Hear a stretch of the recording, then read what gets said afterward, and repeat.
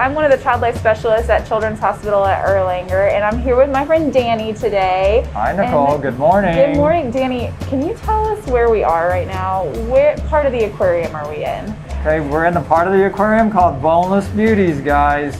So if any of y'all have been here, or if you're going to come, Boneless Beauties is where we have some jellyfish, we have some Japanese spider crabs, and we have, cuttlefish also, if you guys have heard of a cuttlefish. But our focus today is going to be Rico, which is our giant Pacific octopus. And we're right next to his exhibit right now, and he's at rest right now. And giant Pacific octopuses, they can be social most of the time. Once you get them or have had them in captivity for a while, they become very social and they want to come hang out with you and they want to touch you and let you touch them. Rico's a little different, you guys, so we'll see if he'll be responsive to us and he'll want to hang out with us today. So Nicole's here, and we're hoping we can get Rico to do a little bit for us and come hang out. Hopefully he'll want to hang out with us and see this new person who's here. So, well, Danny, okay, so tell me about Rico. So you said a North Pacific octopus, but what part of the world is that in? Well, if you guys, I know you've heard of the Pacific Ocean. So these octopuses, the giant Pacific octopuses, are found more of them more to the north, closer to where like Vancouver, British Columbia, and the western coast of Canada, up in that area. And so that's actually where we get them. We don't personally go get them, but there's people out in on the west coast in Vancouver, British Columbia, that actually will go out and collect the octopus for us. And we don't need one very often. They do have a short life. Around 3 to 5 years is how long they live. So we do periodically have to ask our collector to find us another young, energetic octopus so that we can keep one in our exhibit, so that folks, when you come to visit the aquarium, you can see the giant Pacific octopus here. A lot of people have never seen one, a real one before, and be within inches of one, but here you can. And so we have Rico here today, and hopefully he will be moving around and show you guys a few things. We can show you a few things with him. So because they are from north, like Canada and places, do they like really cold water? Oh yes, they like cold water, and they like it deeper in the ocean, and where it's a little bit darker in there too. That's why our exhibit's a little bit dark, is because the giant Pacific octopuses prefer that. And it is cold water. We have this tank right now at about 50 degrees. Now 50 degrees outside is cold, but in water, that's really cold. So they can handle water even colder than that. And when they go deep in the Pacific Ocean, they actually can stand colder water, like in the 40s even. So I would assume because they like the deep water and the cold water, you probably wouldn't see them if you went swimming at the beach or anything like that. No, generally not. Now occasionally they will come to the surface, and some boaters have had them get on their deck before, but generally they stay deep in the ocean, and the only way you're going to see them is if you're going to be diving. So if any of y'all want to dive and actually see them out in their natural habitat, when you get old enough, you need to get your dive certification, and then you can dive and see some of the beautiful marine animals that are out there in our oceans. How do you say octopus plurally, like more than one octopus? It's accepted to say octopuses, but the scientific world says that the more appropriate word would be like octopods. Okay. But octopuses, most people say octopuses. Octopi is okay, although the science world would say octopi is totally wrong, that you should say octopuses. So, okay. Octopuses would be more than one. And so Rico is red. Are octopuses always red, or are they always different colors? Or Well, I've heard that there's some variation in color, but a number of the species are actually kind of a reddish or brown in color. There are some other colors out there, and I couldn't name you the specific octopuses that are different colors. Some have variations. They may be kind of reddish but have a blue ring, like the blue ring octopus, so to speak. That's a very dangerous octopus. They have a very potent venom, and I know you guys know what a venom is. But anyway, there's some variation in color out there, yes. But giant Pacific octopuses generally are always the color you're going to see Rico at, and that's that reddish color. He can actually change somewhat. He can change the texture of his skin. His color can change. He can actually change it to kind of a gray, like the background that's in the tank. He's not gray right now, so that tells me he's not in a very deep sleep, because generally they're in a deep sleep. They'll kind of blend in with their background. Anyway, on exhibit here at the aquarium, sometimes they blend right in with that gray rock work. So they do have the capability to change their texture. They can have smooth skin or they can have spiky skin. Let's see, Rico right now, his is maybe kind of spiky a little bit. They can change color, texture, and put a little bit of patterning in there too. Okay. And so I see that he has some other things in his tank with him. Like he looks like he has a starfish, and then right now he's got a Mr. Potato Head in his tank. Can you tell me a little bit about that? Well, giant Pacific octopuses are very, very smart. These guys really need things to keep them enriched, so to speak, to enrich their lives, because they're smart. They can think things out. Some studies have shown that they can solve different types of puzzles. Now, Rico didn't put Mr. Potato Head together, and obviously he hasn't totally taken Mr. Potato Head apart. He could, and he has in the past at least taken Mr. Potato Head apart. We put it together for him, and we haven't found that he's able to put one together. But I think there probably have been some studies out there where octopuses purposefully did some incredible things. Now there's different mazes and things that they put octopuses through, and they're so smart they can figure out how to manipulate and make their way through different mazes. They can go through the tiniest of openings, and I don't have anything to demonstrate that right now, but we're trying to work on something where we can demonstrate the small openings that giant Pacific octopuses can go through. It's absolutely incredible. It's hard to tell, I know you guys, how big Rico is right now. He's a pretty good size, probably about 15 pounds, 20 pounds, but he probably could pass through an opening a little bit bigger than a silver dollar. Well, you know, a few inches, 2 or 3 inches. He could go through an opening that big. So they're really flexible because they don't have any bones. And that's one of the reasons they're in Boneless Beauties, our gallery here at the aquarium. Well, Danny, what does Rico eat? What kind of foods does he eat? Well, what we generally offer Rico is, and what I've got, and I'll show you guys, we're going to offer him squid. We're going to offer him shrimp. These are things he would have gotten in the wild.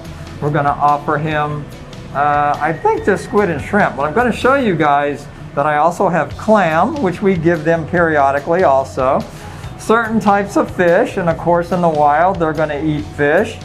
There's that amazing video of one of the octopuses that some aquarium couldn't figure out what was getting their fish, particularly a shark, and they actually have video of the octopus getting one of their sharks. My goodness. So yeah, octopuses will eat a variety of things. If they could get a bird that just happened to be in the water, they would get a bird too.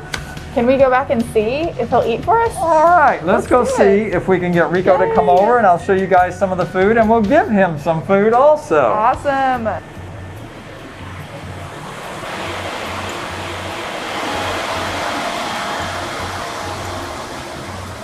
Okay, let me get up here first, Nicole, and open that door because it swings very wide. Okay. Okay, now you can come up. And I'm actually going to offer Rico in this pumpkin that I have. Now we usually give him food in a jar or something else and with a lid on it, and he will have to take the lid off to get to the food, but they're very smart and they know how to get lids off. He might not let us see him do it if I can get him to come over, but we'll try anyway. So that's what he's having for breakfast today. We're going to go ahead and give him this, and this is kind of related to him, but he still likes to eat squid. So you guys might not eat squid, but there's a squid, and I think I'm going to give him one of these too. Can you guys tell what that is there? That's a shrimp, isn't it? That's actually a shrimp. That's one of their favorites. They like crustaceans, crabs, shrimp. This one here, I'm not going to give him this one today, but we do feed him this every once in a while. That one's kind of hard, and you guys may or may not know what that is. It does come in a shell that can open and close. So if you guess clam, then you got it. Woo. So that's a clam right there. Then we got a fish. That's actually a fish that the penguins get to eat, and you guys know we have penguins, so that's called capelin. So we steal some of the penguin food every once in a while to give to the octopus. Then we have this other fish. This is called a smelt. Some people actually eat smelt. I've never tried it, but that's just one of the other fish that we offer to the octopuses and other animals in the aquarium. I don't know about you, but that's not what I would want to eat for breakfast. All right, so I got to try to see if Rico will come over and hang out, guys. So first oops. Uh-oh, I'll go get it. Okay. First I'm going to splash him a little bit and see if I can get him to come over. If that doesn't work, I'll try something else. So he's over there sleeping right now. Come on, Rico. Wake up. Wake up, Buttercup.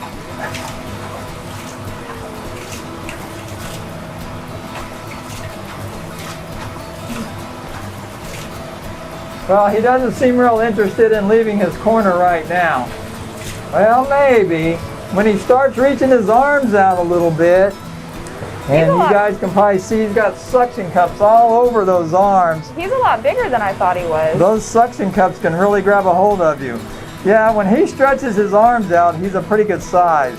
He probably has about a 6-foot stretch when he stretches his arms out, 6 or 7 feet. Good morning, Rico. Come eat your breakfast. Well, he's not coming, so I'm going to use my net and see if that will get his interest to come over a little bit. Come on, buddy.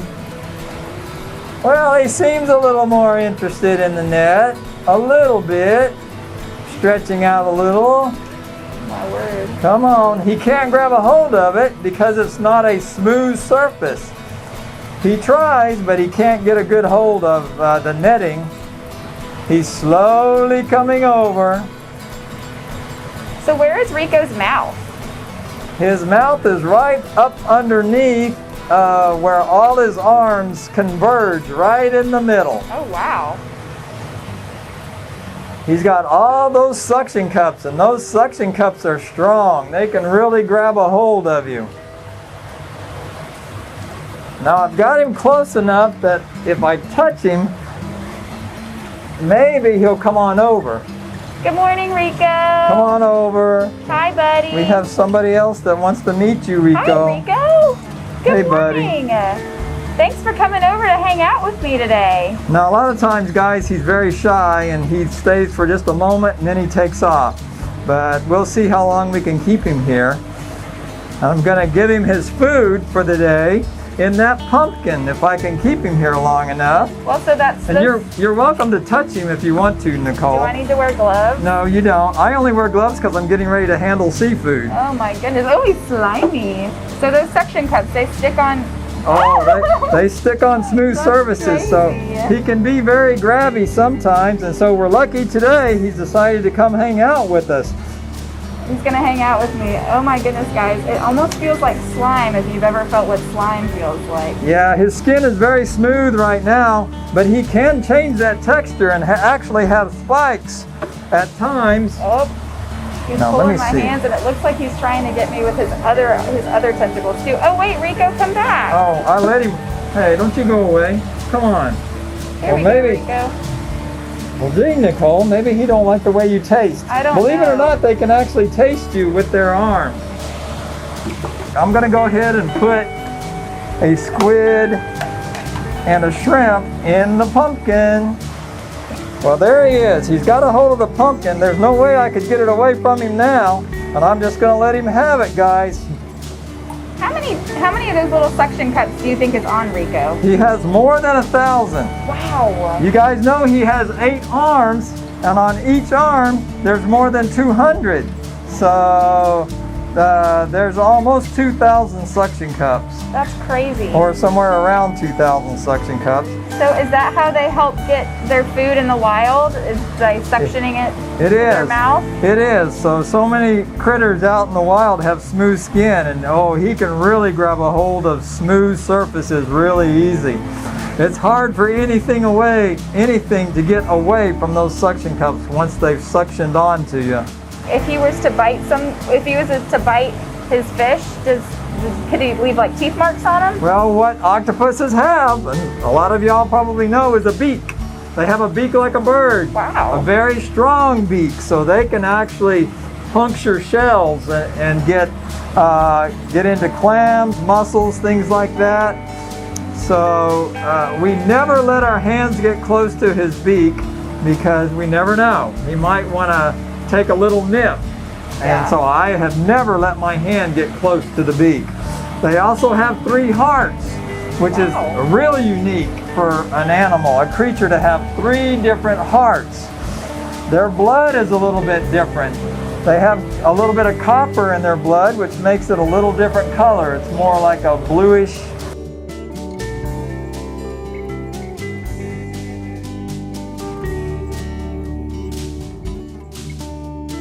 Through the tiniest of openings because they don't have any bones. Well, Danny, thank you so much for teaching me all about Rico today and giving me the opportunity to touch him and see what he eats and learn all about him. It's been really fun. Well, we appreciate you guys coming by. Yeah. And hopefully I helped y'all learn a little bit more about the giant Pacific octopus, and hopefully you guys can come and actually see him yourself sometime. He's really cool.